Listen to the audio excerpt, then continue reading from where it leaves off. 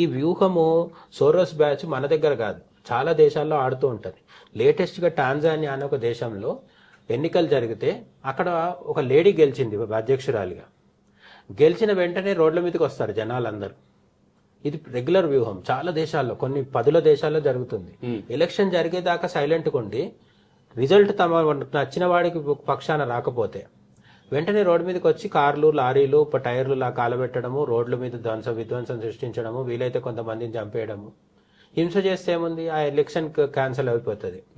ఈ విధంగా అల్లకల్లోలను సృష్టించి తమ వాళ్ళని సీఎంలని, పిఎంలని, ప్రెసిడెంట్లని చేసుకోవడం అనేది international deep state Soros batch వ్యవహారం. ఇది దానికి ప్రతినిధిగా రాహుల్ గాంధీ చేస్తున్నారేమో అనేది చాలా మంది కలిగే అనుమానం. ఎందుకంటే ఎలక్షన్ కమిషన్ ఓట్ చోరీ చేసింది అని చెప్పిన కర్ణాటకలో కాంగ్రెస్ గెలిచింది. నీకు ఓట్ చోరీ అయినప్పటికీ మీ ప్రభుత్వం గెలిచినా కూడా నువ్వు ఇంకా అసంతృప్తిగా ఉన్నావు అంటే ఇంకా దాన్ని ఎట్లా అర్థం చేసుకోవాలి? సరే పో, నువ్వు చెప్పిన ఓట్ చోరీకి స్పందించే కదా ఎస్ఐఆర్ నిర్వహిస్తున్నారు. అట్లా అక్రమ ఓట్లను తీసేస్తే నువ్వు బంగ్లాదేశీలను తీసుకొచ్చి రోడ్డు మీద ధర్నాలు చేయిస్తున్నావు. ఇప్పుడు అదేమన్నా అర్థం ఉందా? కొంచెం కూడా కామన్ సెన్స్ లేదు. ఎందుకంటే నువ్వు నా దేశంలోకి అక్రమంగా చొరబడి ఇక్కడ వేరే వాళ్ళు ఉపాధి మొత్తం కొట్టేసి దోచుకొని ఇక్కడ ఫ్రీగా ఓటర్ ఐడి కార్డులు అన్ని సృష్టించుకొని ఇక్కడ పడి తింటున్నారు.